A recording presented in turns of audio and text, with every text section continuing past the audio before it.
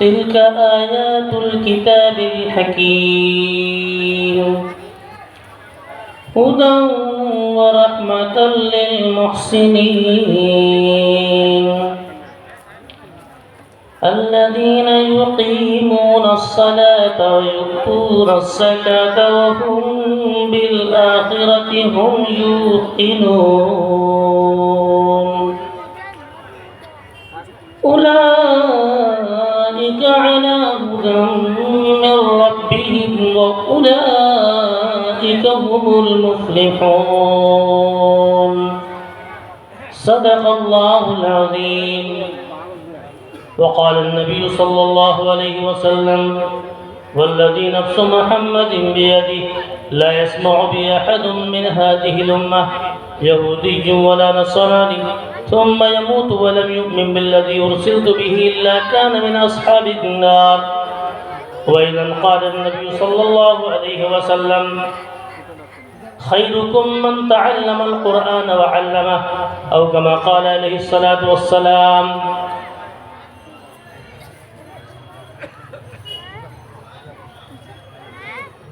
باادب بانصیب، بے ادب بے نصیب، یہ بزم نبی ہے.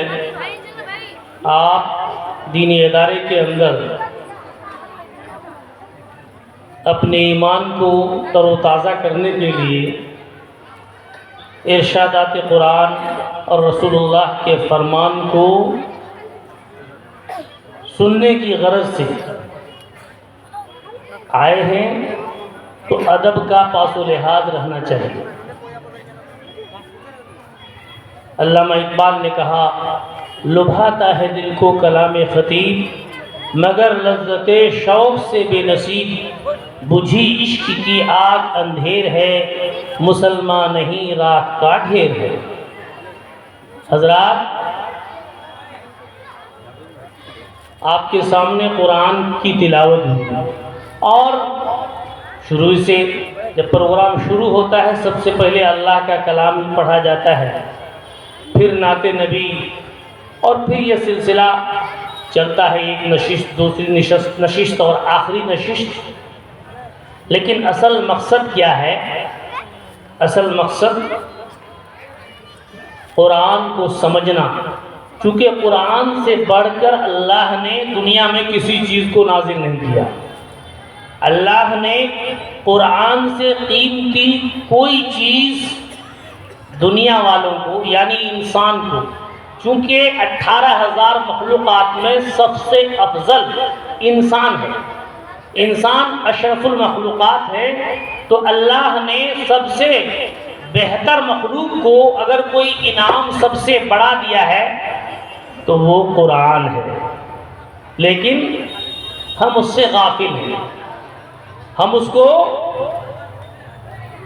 سمجھنے کی کوئی فکر ہی نہیں کرتے ہیں، سوچتے نہیں، ہمارے پاس وقت بھی نہیں ہے اور سمجھنے کے لیے ہمارے اندر داعیہ اور جذبہ بھی نہیں ہے. اور دین کا معاملہ جہاں تک ہے تو اللہ نے اعلان بھی کر دیا ہے لا اکراہ فی الدین، دین میں کوئی زبردستی نہیں ہے. اللہ زبردستی آپ کو دین نہیں ٹھوس دیں گے. وَلَوْ شَاءَ لَهَدَاكُمْ أَجْمَعِينَ، اللہ نے کہا ہے کہ اگر ہم چاہ لیتے تو کوئی بھی بے ایمان نہیں رہتا. یعنی اگر اللہ مجبور کرنا چاہتا، اگر اللہ یہ چاہتا کہ کوئی بے کلمہ پڑھے نہ رہے، کوئی بے ایمان نہ رہے، ہر کوئی نمازی ہو جائے، زبردستی اگر اللہ کرنا چاہتے تو پھر کوئی بے ایمان نہیں رہتا. لیکن چونکہ دنیا دارالامتحان ہے، بالکل اسی طرح جس طرح بچے امتحان کے لیے بیٹھتے ہیں امتحان حال میں تو کوئی بھی زبردستی اس کو لکھواتا نہیں ہے. جو استاد ہیں، جو گارڈ ہیں، جو ذمہ دار لوگ ہیں، زبردستی نہیں کہتے لکھو ہی، تم کو لکھنا ہی ہے. ابھی میٹرک کا ایگزام ہوا، بھائی گارڈ ہے، ٹیچر لوگ ہیں، نگراں لوگ ہیں، دیکھتے رہتے ہیں، لیکن کوئی یہ نہیں کہتے کہ سب کو لکھو اور سب کو پاس کرنا ہے، سب کو انعام ہی لینا ہے. بھائی آپ کی مرضی ہے، آپ چاہو تو لکھو، نہ چاہو تو مت لکھو. اللہ نے کہا قُلِ اللَّهَ أَعْبُدُ مُخْلِصًا لَهُ دِينِي، اے میرے نبی آپ لوگوں سے کہیے، کیا کہیے؟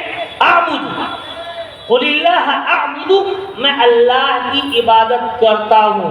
فَاعْبُدُوا مَا شِئْتُم مِّن دُونِي، اگر تم نہیں چاہتے ہو اللہ کی عبادت کرنا، اگر اللہ کو نہیں ماننا چاہتے ہو، فَاعْبُدُوا مَا شِئْتُم مِّن دُونِي، تو ان کے علاوہ کسی اور کو مانو، تم اسی کو سمجھو. کوئی پیسائی کو خدا سمجھ لو، کوئی بدھ کو خدا سمجھ لو، کوئی کسی حاکم کو خدا سمجھ لو. آج جس طرح ہم لوگ کرتے ہیں نا، قرآن کریم میں اللہ نے عجیب عجیب پیرائے میں ان مضامین کو بیان کیا ہے. تنزیل الکتاب من اللہ العزیز الحکیم، انا انزلنا الیک الکتاب بالحق فاعبد اللہ مخلصا لہ الدین. اللہ کی عبادت کرو اور خالص یہ دین اللہ کے لیے.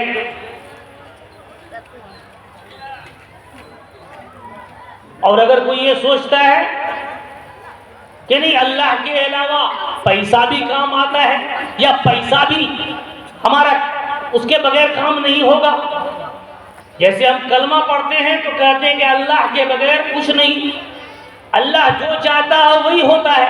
لیکن جب ہم اپنی مجلسوں میں جاتے ہیں تو وہاں جا کے کہتے ہیں کہ اگر پیسہ نہیں ہے تو کچھ نہیں ہوتا ہے. اپنے بھاشا میں بولتے ہیں نا، گپ سپ کرتے ہیں، پیسہ نہیں تو کچھ نہیں، پیسہ نہیں تو کچھ نہیں. اب پیسہ ہے تو سب کچھ ہے کیا؟ ایسا نہیں ہے. ارے پیسہ ضرورت کی چیز ہے، پیسہ کمانا برا نہیں ہے.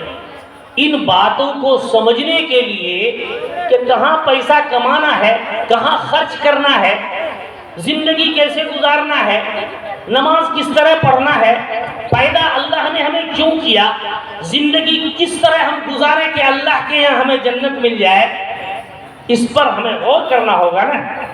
ارے بھائی، ابھی میں نے بتایا کہ اللہ نے قرآن سے بڑا تحفہ کوئی نہیں دیا. اور قرآن کیا ہے؟ سراپا ایمان ہے. قرآن جتنا پڑھو گے، جتنا سمجھو گے تو ایمان اس سے مضبوط ہوتا چلا جائے گا. اس کے تقاضے پر اگر ہم عمل کریں گے تو ہم پکے مومن ہو جائیں گے، اسلام میں پورے طور پر داخل ہو جائیں گے تو ہم کامیاب ہو جائیں گے، جس کے بارے میں ابھی قرآن میں نے تلاوت کی، اولئک علی ھدی من ربہم واولئک ھم المفلحون، وہی لوگ کامیاب رہیں گے. لیکن مسئلہ یہ نہیں ہے. مسئلہ ہم یہ سوچتے ہیں کہ بھائی نبی کی تعریف ہو، ارے نعت پڑھی گئی، نبی کی تعریف ہوئی، پھر اس ضمن میں صحابہ کی تعریف ہوئی، امہات المومنین کی تعریف ہوئی. تو کیا مقصد یہ ہے کہ ہم نے نبی کی تعریف کر لی، صحابہ کی تعریف کر لی اور امہات المومنین کی تعریف کر لی، اس کو ہم نے سن لیا اور کہہ لیا تو ہم کامیاب ہو جائیں گے؟ کبھی نہیں ہو سکتے. عمل سے زندگی بنتی ہے جنت بھی جہنم بھی، یہ خاکی اپنی فطرت میں نہ نوری ہے نہ ناری ہے. جب تک ہم عمل کے لیے تیار نہیں ہو جائیں گے. ایسی غفلت یہ تیری ہستی نہیں، دیکھ جنت اس قدر سستی نہیں، رہ گزر دنیا ہے کوئی بستی نہیں، جائے عیش و عشرت و مستی نہیں. اللہ کہتے ہیں ام حسبتم ان تدخلوا الجنہ ولما یعلم اللہ الذین جاہدوا منکم ویعلم الصابرین. ابھی آپ نے سنا کہ بھائی شادی ہوئی اور دلہن کو چھوڑ کر جہاد میں نکل پڑے. حضرت حنظلہ رضی اللہ تعالی عنہ نکلے کہ نہیں؟ لیکن کیا کبھی ہم سوچتے ہیں کہ کیا کام کے لیے نکلے تھے؟ کتنا اہم کام تھا، کتنا بڑا کام تھا کہ شادی کی اور بیوی کو چھوڑ کر نکل گئے اور جام شہادت نوش کر لیا اور فرشتوں نے غسل دیا. غسیل ملائکہ کہلاتا ہے، فرشتوں نے غسل دیا انہیں. تو میرے دوستو، ان باتوں کو سمجھنے کے لیے، چونکہ یہاں سمجھنا ہے، اس پر عمل کرنا ہے، یہ ہم کرنا نہیں چاہتے. اور خصوصاً نوجوان کسی قوم کی ترقی کے لیے نوجوانوں کی ترقی ضروری ہے، اور اس وقت امت مسلمہ کے لیے ایک بہت بڑی آفت ہے کہ جو نوجوان طبقہ ہے، جس کے تعلق سے علامہ اقبال کہا کرتے تھے کہ عقابی روح جب بیدار ہوتی ہے جوانوں میں، نظر آتی ہے اس کو اپنی منزل آسمانوں میں۔ کبھی کہتے تھے کہ جوانوں کو سوزے جگر بخش دے، میرا عشق میری نظر بخش دے۔ تو میرے دوستو، آج نوجوان غافل ہے۔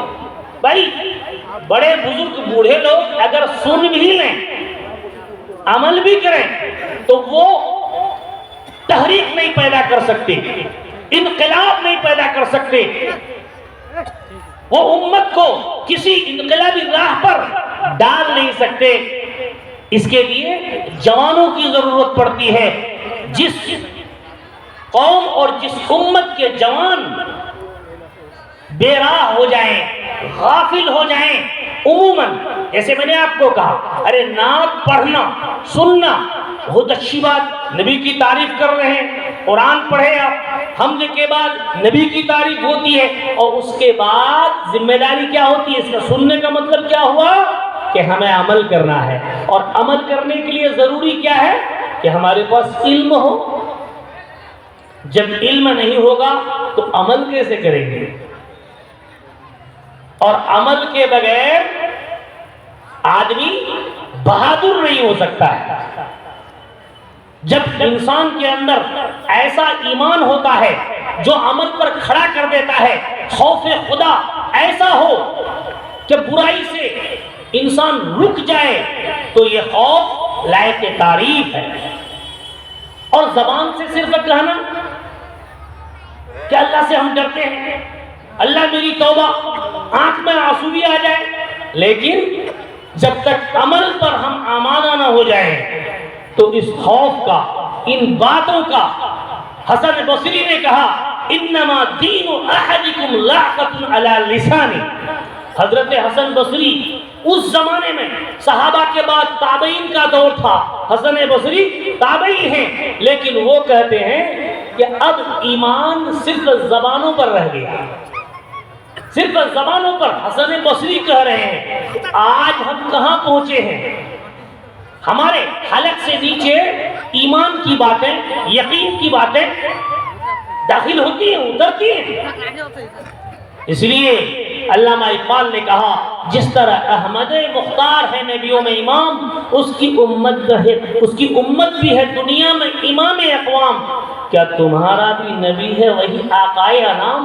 تم مسلمان ہو، تمہارا بھی وہی ہے اسلام، اس کی امت کی علامت تو کوئی تم میں نہیں، میں جو اسلام کی ہوتی ہے وہ خون تم میں نہیں، قلب میں سوز نہیں، روح میں احساس نہیں، کچھ بھی پیغام محمد کا تمہیں پاس نہیں۔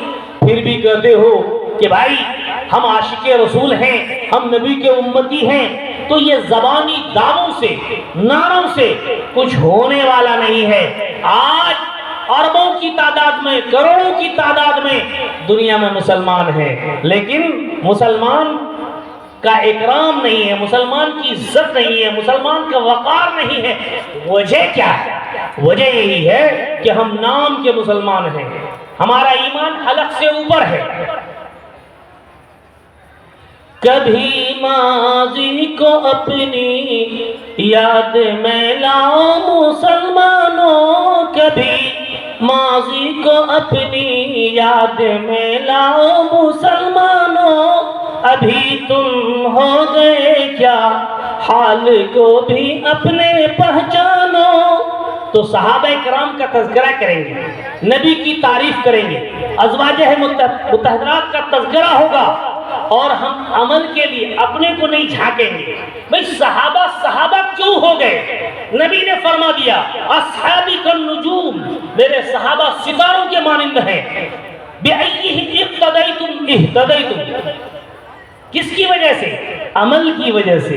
لیکن ہم عمل نہیں کرنا چاہتے ہیں، اور عمل اگر ہم نہیں کریں گے، رات بھر جلسہ کریں گے، مہینوں مہینہ کر لیں گے، عمل کا دائرہ نہیں ہے، عمل کا ارادہ نہیں ہے۔ ارادہ ہونا چاہیے، اس لیے کہ اللہ تعالیٰ اسی کو دیتے ہیں جو ارادہ کرتا ہے۔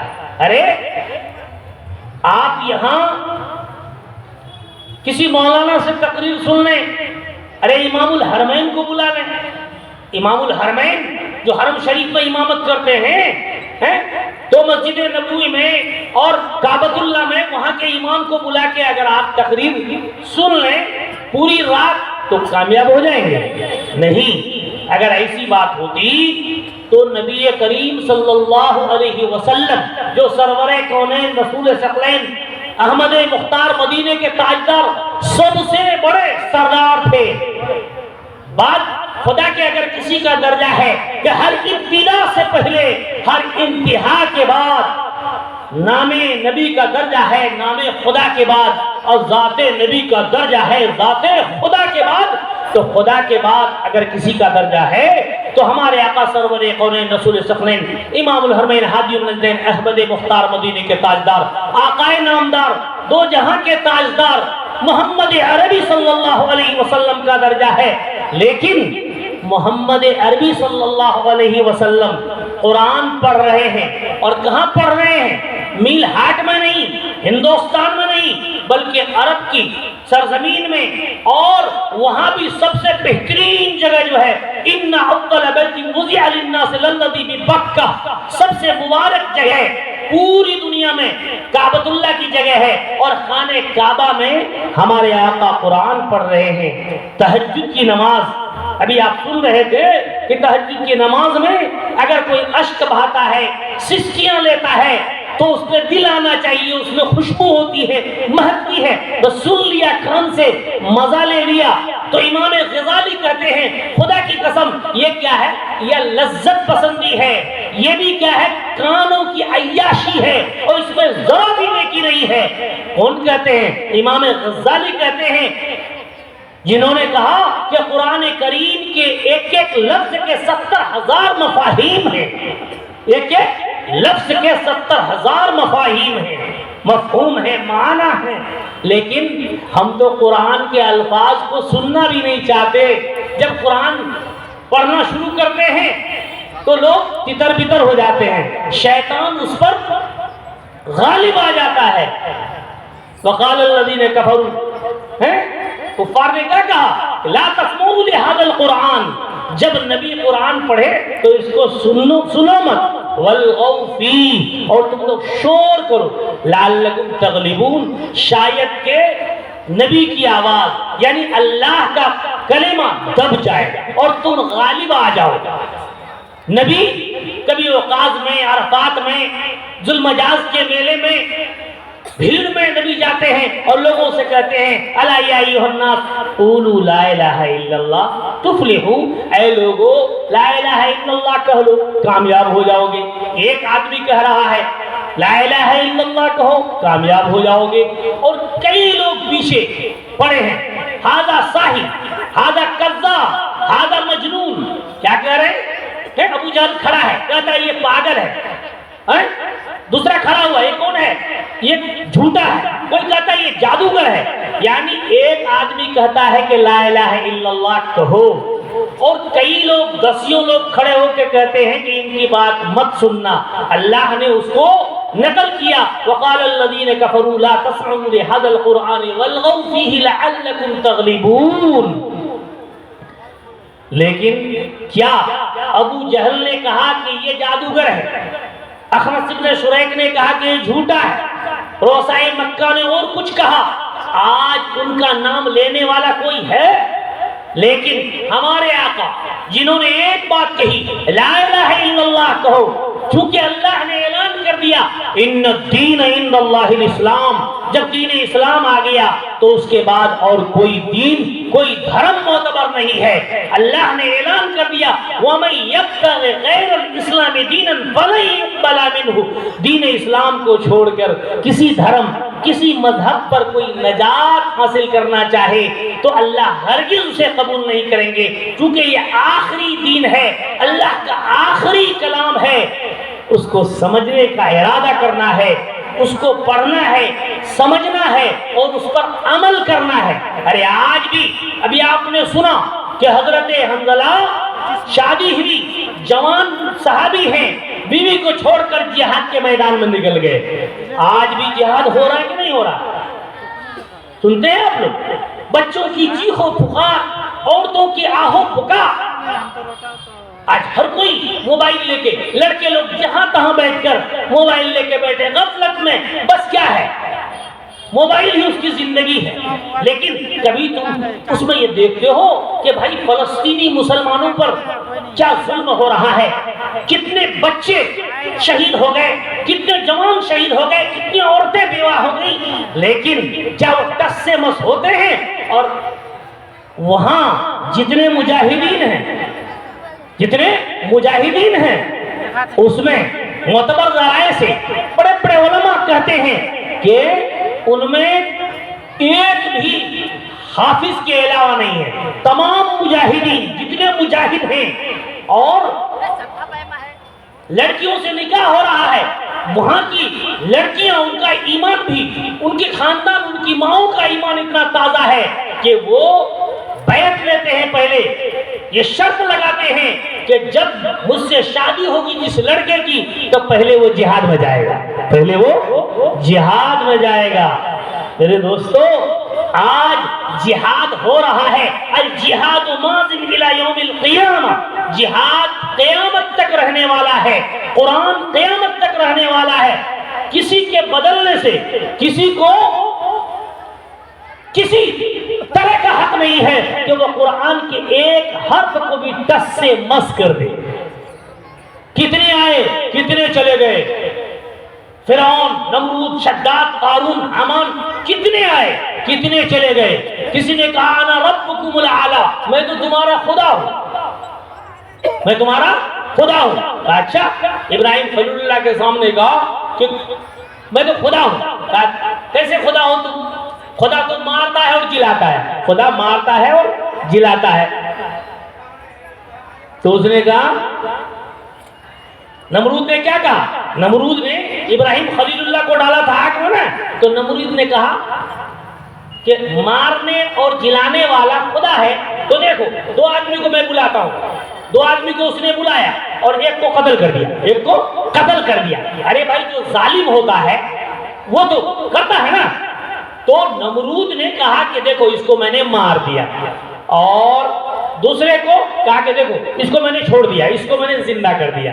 ابراہیم خلیل اللہ نے سوچا کہ یہ بالکل ہی بے عقل ہے۔ ارے جس کو تو نے مارا تو اس کو تو تو نے مارا تو نے نہیں۔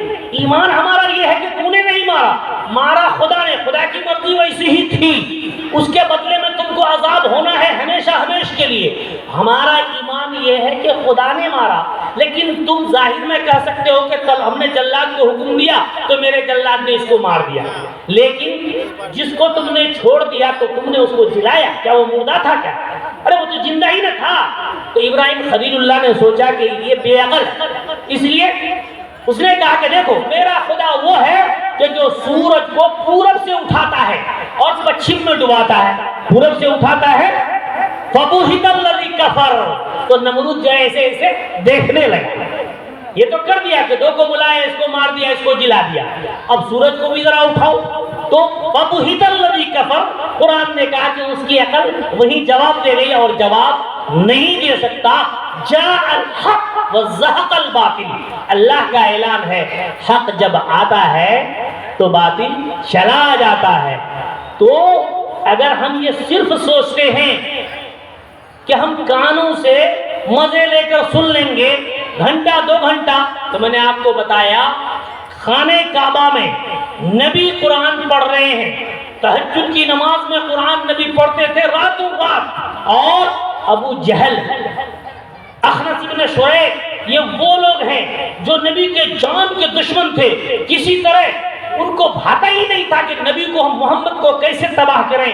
یہ جو ہے کون سا جادو چلاتا ہے جو ایک مرتبہ ان کا سانس پکڑ لیتا ہے، اتنا پیٹتے ہیں، مارتے ہیں، ریتیلی زمین میں، پتھریلی زمین میں لیٹا دیتے ہیں، اوپر سے بڑا پتھر کا سل رکھ دیتے ہیں لیکن چربیاں پگھلتی ہیں، لیکن اللہ ہی اللہ کہتا ہے آخر اس کے پاس کون سا جادو ہے، کون سا ان کے پاس ہتھیار ہے کہ ہم لوگ محنت کرتے ہیں لیکن کوئی واپس نہیں آتا ہے۔ تو سوچا کہ ایک کام کرو، رات میں اپنے دل میں سوچ رہا ہے ابو جہل، چونکہ وہ ابو جہل تھا، یعنی کہ جہالت میں سب سے بڑھا ہوا، جیسے کوئی ابو الکلام، مولانا ابو الکلام، کیوں بھائی؟ اس لیے کہ ان کو قدرت تھی، جب بولنے لگتے تھے تو بڑے بڑے لوگ جو ہے متاثر ہو جاتے تھے، دیوانہ ہو جاتے تھے ان کے عاشق کہ بھائی اتنا اچھا بولنے والا۔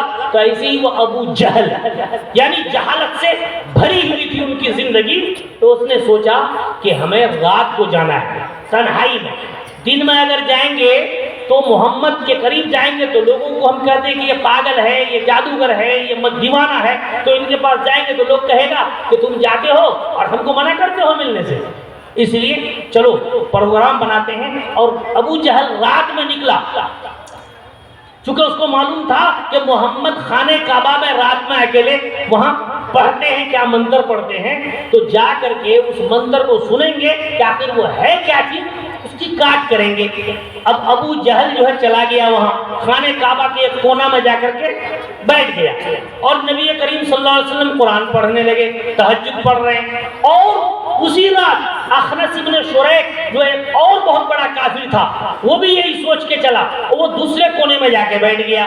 اور ابو سفیان رضی اللہ تعالیٰ عنہ جو بعد میں پھر ایمان، اس وقت تک ایمان نہیں لائے تھے اور نبی کے دشمن تھے، انہوں نے بھی یہی سوچا، تین آدمی تین کونے میں الگ الگ، رات کا وقت ہے، اس نے سوچا ہم اکیلے جا رہے ہیں، اللہ نے اس کو ادھر بٹھا دیا، دوسرا دوسرے کونے میں، اللہ نے تیسرے کو تیسرے کونے میں، کوئی کسی کو دیکھا نہیں۔ اور نبی نے جو قرآن پڑھنا شروع کیا تو نبی کی زبان اور ارشادات قرآن نبی کی زبان سے اگر سنیں کیا اس میں رس، کیا مٹھاس، تو ابو جہل بھی، اخنس بن شریک بھی، سب کو مزہ آنے لگا، سب کو مزہ آنے لگا۔ اور رات گزر گئی، جب سورج کی کرنیں ادھر سے روشنی پھینکنے لگی تو دیکھا کہ اندھیرا تو ٹوٹ رہا ہے، جلدی سے اٹھ کے بھاگا کہ بھائی تو صبح ہو گئی، ہم کو پتہ ہی نہیں چلا۔ یعنی نبی کی زبان سے سننے میں اتنا مزہ آیا، کیونکہ وہ عربی زبان جانتے تھے نا، ہم قرآن پڑھتے ہیں تو آپ کو تو سمجھ میں بات نہیں آتی ہے کہ قرآن میں کیا کہا گیا، اس کا ترجمہ، اس کا معنی بتانا پڑتا ہے، لیکن وہاں تو عربی زبان تھی ہی، اس لیے وہ سب کچھ سمجھ رہے تھے، تو ان لوگوں کو مزہ آیا۔ اب مزہ جو آیا تو صبح ہو گئی، پوری رات سنا، مفسرین نے لکھا ہے کہ جب تینوں بھاگے تو آگے جا کے ابو جہل کہہ رہا ہے کہ اچھا ابو سفیان تو بھی آیا تھا، ابو سفیان کہتا ہے اچھا ابو جہل تو بھی آیا تھا، اچھا اخنس بن شریک تو بھی آیا تھا، بولا کہ ہاں، ارے پھر آپس میں کہہ رہا کہ جلدی بھاگو، ہم لوگ سب کو کہتے ہو کہ ان کے پاس جانا مت، یہ جادوگر ہے، اور اگر قوم نے دیکھ لیا کہ چپکے سے یہ لوگ ان کی بات سننے جاتا ہے تو پھر قوم ہمیں مارے گی، کہے گی تم رات میں چھپ کے جاتے ہو سننے کے لیے اور ہمیں منع کرتے ہو۔ بھاگ گیا اور گھر میں اپنے تینوں جا کر کے سوچ رہا ہے کہ رات میں جو ہم نے سنا وہاں کیا سنا تھا، تو مزہ تو خوب آیا لیکن کچھ یاد نہیں رہا، کچھ یاد نہیں رہا۔ پھر ابو جہل نے سوچا کہ آج ہم پھر جائیں گے، آج ہم کو پھر جانا ہے، کچھ تو یاد ہی نہیں رہا، آج بڑھیا سے دو ایک ٹاپک جو ہے کیا ہے اس کو سن کے سمجھ کے آنا ہے۔ 3 روز تک مسلسل گیا اور تینوں گیا، اور تینوں تین کونے میں، اللہ پہلے نہیں ملاتے ان کو، اور صبح تک سنتے ہیں۔ ارے بھائی ہم اگر جلسہ کرتے ہیں 3 دن کا تو صبح تک کوئی جلسہ ہوتا نہیں، پہلے دن تو لوگ آتے ہی نہیں، اور دوسرے روز آتے ہیں کچھ، تیسرے دن کچھ دیر تک چلتا ہے جلسہ، لیکن وہاں 3 رات تک ابو جہل، اخنس بن شریک اور ابو سفیان نے نبی کی زبان سے قرآن کو سنا پوری رات۔ ابو جہل کو ہدایت ملی، اخنس بن شریک کو بھی ہدایت نہیں ملی، ابو سفیان کے اندر طلب پیدا ہو گئی تو فتح مکہ کے موقع پر ان کو ہدایت مل گئی، ان کو ہدایت مل گئی۔ تو معلوم یہ ہوا کہ جتنے لوگ جلسہ سننے آئیں گے سب کو جلسہ سننے سے فائدہ ہی ہو جائے گا، ایسا کوئی ضروری نہیں ہے، زبردستی نہیں ہے۔ جو عمل کے ارادے سے سنے گا، ابھی میں نے کہا آپ کو، میں پڑھ رہا تھا، کبھی ماضی کو اپنی یاد میں لاؤ مسلمانوں، ابھی تم ہو گئے کیا حال کو بھی اپنے پہچانو۔ صحابہ کی بات کرتے ہو، ہیں؟ اپنے اکابرین کی بات کرتے ہو، لیکن ابھی کیا زندگی ہے تمہاری؟ ابھی تم ہو گئے کیا حال کو بھی اپنے پہچانو، ابھی تم ہو گئے کیا حال کو بھی اپنے پہچانو، تمہارا ہی فریرا اڑ رہا تھا بام گردوں میں، تمہارا ہی تو ڈنکا بج رہا تھا دشت و ہاموں میں، تمہارا ہی تو ڈنکا بج رہا تھا دشت و ہاموں میں۔ تو ابھی ہم ان باتوں کو سنتے ہیں کہ صحابہ ایسے کرتے تھے، ہیں جہاد میں جاتے تھے، دشت تو دشت ہے دریا بھی نے چھوڑے ہم نے، اب بحر ظلمات میں دوڑا دیے گھوڑے ہم نے، تم ہی تو ڈال کر گھوڑوں کو دریا پار اترتے تھے، تم ہی تو ڈال کر گھوڑوں کو دریا پار اترتے تھے، موت سے جان جی پر کھیل کر تم ہی تو لڑتے تھے، تمہارے نام سے روئے زمین سارا دہلتا تھا، تمہارے نام سے روئے زمین سارا دہلتا تھا، مثالے موم پتھر کا کلیجہ بھی پگھلتا تھا۔ مسلمانوں کے نام سے جب خالد بن الولید میدان جنگ میں جہاد کے صفحے میں پہنچتے اور کہتے انا خالد بن الولید انا فارس الدتی، بڑے سے بڑے سپر پاور، اس وقت ایران اور روم اس وقت کا سپر پاور وہی تھے، تو ان کے ساتھ جب صف بستہ ہوتے تھے مجاہدین اور معلوم ہوتا تھا کہ خالد بن الولید آ گئے ہیں، سیف اللہ جو اللہ کی تلوار ہے، تو دشمن کی صفیں تتر بتر ہو جاتی اور کہتے کہ یہ جن ہے، بھوت ہے، یعنی ان پر ایک ایسا روپ جاری کر دیتا تھا۔ اللہ تعالیٰ کہتے ہیں کہ جب مومن آگے بڑھتا ہے، ان کے منہ سے کلمہ حق نکلتا ہے، تو میں اس کی بات کو اپنے ہاتھوں میں لیتا ہوں اور باطل کے سر پہ پھینک کر مارتا ہوں، بل نقذف بالحق علی الباطل فیدمغه فاذا هو زاہق۔ اللہ کیا کہتے ہیں؟ اللہ کہتے ہیں کہ میں وہی خدا ہوں جس نے ابراہیم خلیل اللہ کے لیے آگ کو گلزار بنا دیا تھا اور جنت کا تخت بنا دیا تھا۔ خدا پرانا نہیں ہو گیا ہے، ہم بدل گئے ہیں۔ آج بھی ہو جو براہیم سا ایما پیدا، تو آج کر سکتی ہے اندازے گلستہ پیدا۔ میرے دوستو، آج ہم آگے بڑھنا ہی نہیں چاہتے، اللہ کی طرف سے اعلان ہے ہم تو مائل بکرم ہے، کوئی سائل ہی نہیں، ماننے والا تو کوئی ہو آئے تو صحیح۔ رات کے سناٹے میں تتجافا جنوبہم عن المضاجع یدعون ربہم خوفا وطمعا، میرے بندے وہ ہیں، اللہ کہتے ہیں کہ میرے بندے وہ ہیں کہ رات میں ان کے پہلو ٹھنڈک میں بستر سے الگ ہو جاتے ہیں، ان کے پہلو بستر سے الگ ہو جاتے ہیں، تتجافا جنوبہم عن المضاجع، بستروں سے الگ ہو جاتے ہیں، یدعون ربہم، اپنے رب کو رات کی تاریکی میں اکیلے، خوفا و طمعا، ڈر بھی ہے اور جنت کی لالچ بھی ہے، اللہ سے امید بھی ہے، دوسری طرف خوف بھی ہے۔ اللہ کہتے ہیں یہ ہمارے بندے کامیاب ہیں، کامران ہیں۔ ان جیسے ایک انسان اگر دنیا میں رہ جائے تو قیامت قائم نہیں ہو سکتی۔ جب ایسا ایک بھی بندہ نہیں رہے گا جو اللہ کو یاد کرتا ہو تو بھی 40 سال تک اسی کا اثر رہے گا۔ کلمہ والے نے کلمہ پڑھا ہے، اللہ کا نام لیا ہے، اب روئے زمین پر کوئی بھی کلمہ پڑھنے والا نہیں ہے، اللہ کو یاد کرنے والا نہیں ہے، لیکن اس کلمے کا اثر 40 سال تک رہے گا۔ جب 40 سال گزر جائے گا، اب کوئی بھی کلمہ پڑھنے والا نہیں رہا، 40 سال تک ایسے ہی گزر جائے گا، تب قیامت قائم ہوگی۔ میرے دوستو، بات سمجھ میں آ رہی؟ لیکن ہم اور آپ اس چیز کو سمجھتے نہیں ہیں اور کرنا بھی نہیں چاہتے ہیں کہ قرآن کیا چیز ہے۔ قرآن پڑھو، پڑھاؤ، دیکھو، سنو، ہر طرح ثواب ہے کہ پڑھنا، پڑھانا، دیکھنا، سننا ثواب ہے۔ پڑھنا، پڑھانا، دیکھنا، سننا ثواب ہے۔ قرآن پاک ایسی مقدس کتاب ہے کہ پڑھو تو ایک حرف پہ 10 نیکی۔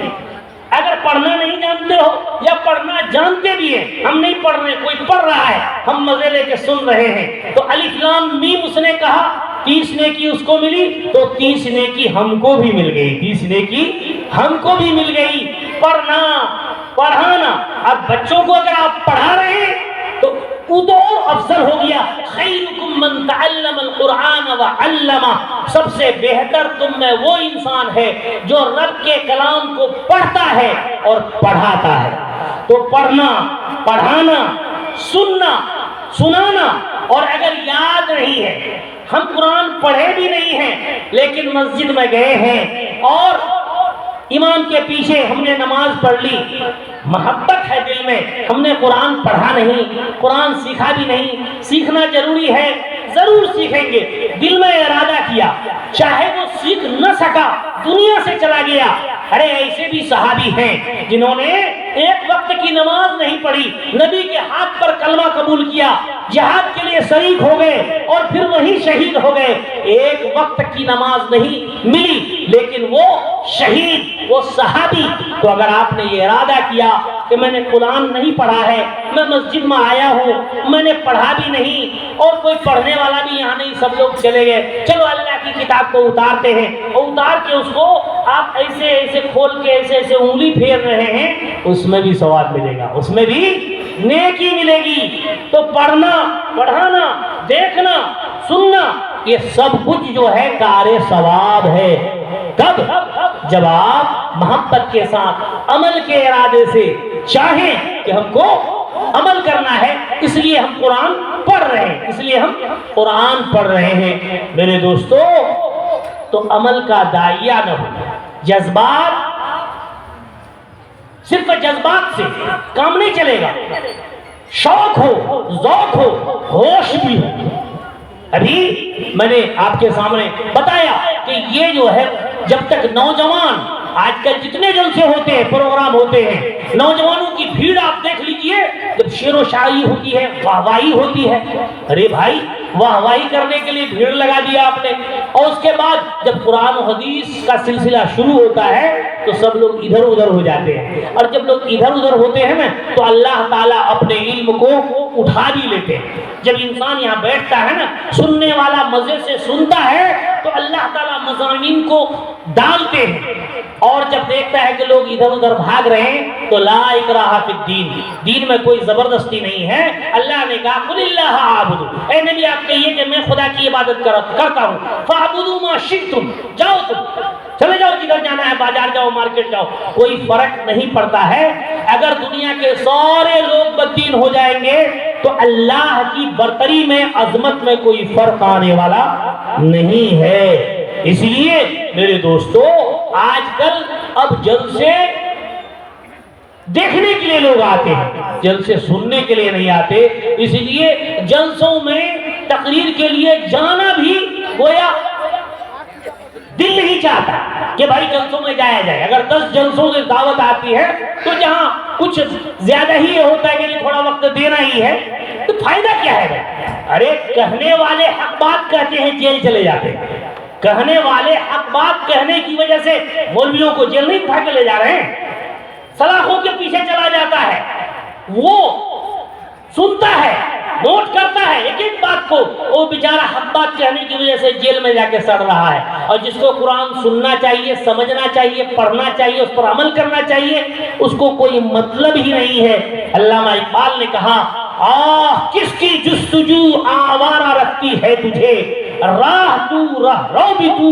رہبر بھی تو، منزل بھی تو، کانپتا ہے دل تیرا اندیشہ طوفان سے کیا، نہ خدا تو، بحر تو، کشتی بھی تو، ساحل بھی تو، اور شعلہ بن کر پھونک دے خاشاک غیر اللہ کو، شعلہ بن کر پھونک دے خاشاک غیر اللہ کو، خوف باطل کیا کہ ہے غارت گرے، باطل بھی تو، تو میرے دوستو آج ابو جہل، اخنس ابن شریح اور جو لوگ نبی کو کہتے تھے یہ پاگل ہے، دیوانہ ہے، جادوگر ہے، کسی کا نام لینے والا کوئی نہیں ہے، لیکن ہمارے آقا ہر جگہ مثل ابو قید ہے گنچی میں پریشان ہو جا، رخت بردوش ہوائے چمن سا ہو جا، ہے تنک مایا تو ذرے سے بیاباں ہو جا، نغمے موج سے ہنگامے طوفان ہو جا، قوت عشق سے ہر پست کو بالا کر دے، قوت عشق سے ہر پست کو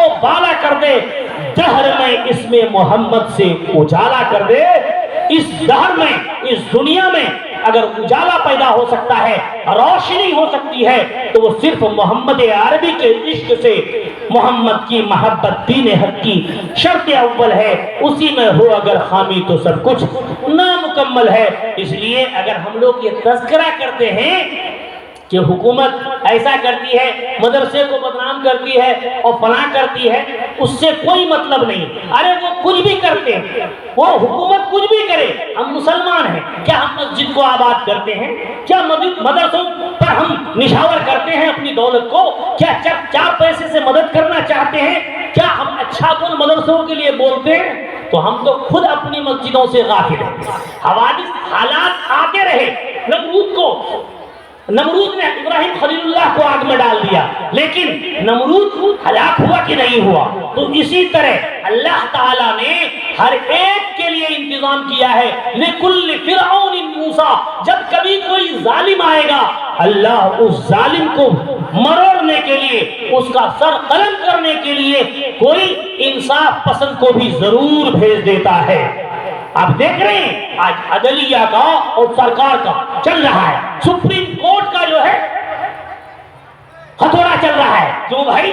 یہ کیوں ہو رہا ہے؟ چونکہ ظلم جو ہے حد سے جب گزرتا ہے، ظلم پھر ظلم ہے، بڑھتا ہے تو مٹ جاتا ہے، خون پھر خون ہے، گرتا ہے تو جم جاتا ہے۔